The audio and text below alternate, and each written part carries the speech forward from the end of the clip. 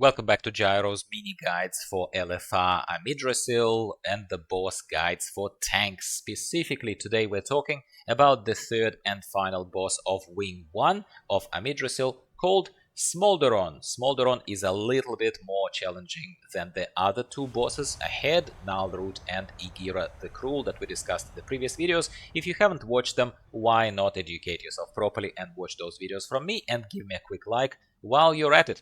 Alright, Smolderon is just up ahead after you kill the second boss Igira. You need to channel some seeds a little bit to help our dreaming friends, and then kind of like a pathway appears, a massive bridge appears that is going to be first bombarded by the fiery kind of bombardment, and you probably should avoid that because it has a knockback effect as well as does a quite substantial amount of damage even in LFR. Avoid it. Cross the bridge, Smolderon is right in front of you.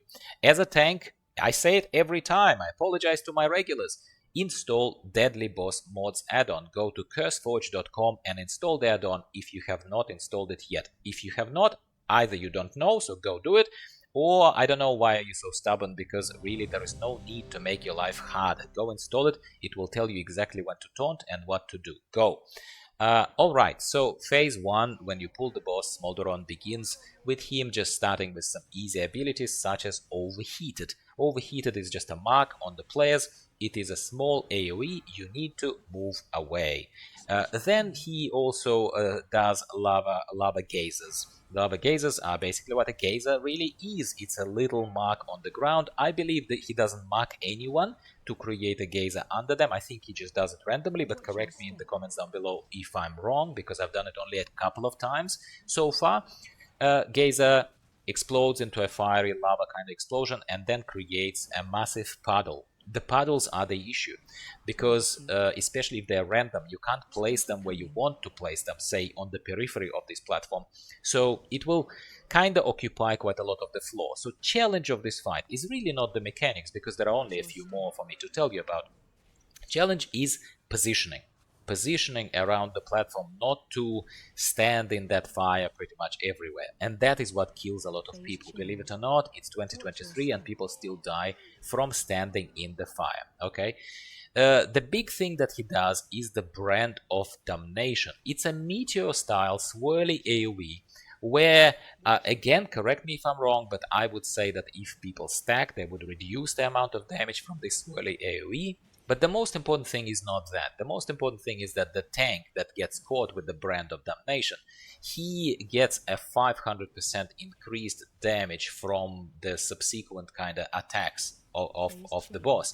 So I would suggest, and that is my personal observation, again, not particularly scientific, very casual, I would say that you need to, as the other tank, you need to taunt after the Brand of Damnation happened on the other tank. So he does the Brand of Damnation on one tank, that effect happens, hopefully the tank survives, uses defensive cooldowns, then you taunt. The funny thing is that I just advertised Deadly Boss mods to you, and it helps massively with pretty much every other boss, but for some reason, maybe it's this version that currently, at the moment of recording of this video, is rolled out. Maybe they will fix it or whatever, but it happened in the past. Such an important mechanic as taunting after the Brand of Damnation to make sure that the other tank doesn't get 500 more damage and definitely dies from the next slam. That taunt prompt is not happening in Deadly Boss mods, at least right now, okay? So I'm just telling you, watch out for that debuff on the other tank, yeah, and at the very least, to the best of my ability, right now I'm recommending to you to taunt after Brand of Damnation to give them a bit of a breather and take it upon yourself. I think that helps right now, but again, as always, my community kind of helps themselves and me and everyone else by commenting below my videos, which is always appreciated and very, very welcome.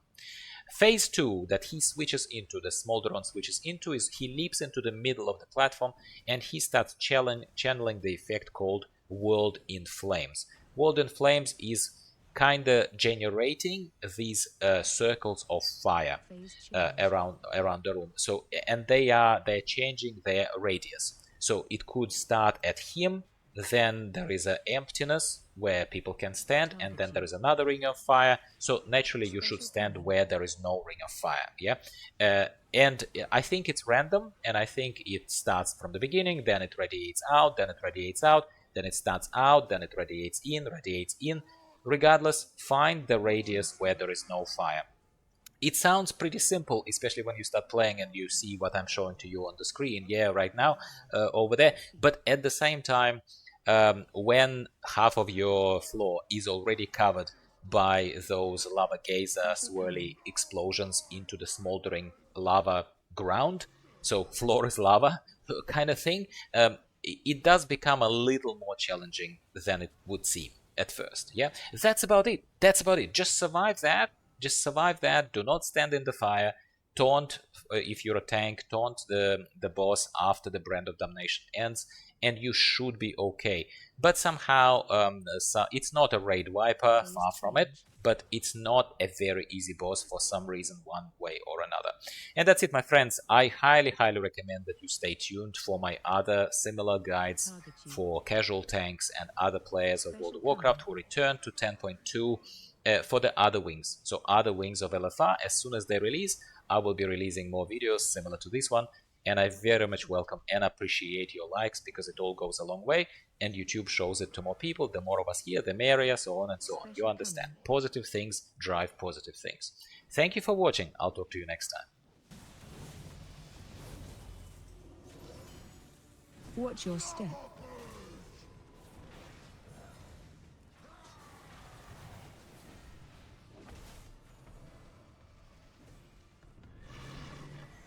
Phase change. Watch your step.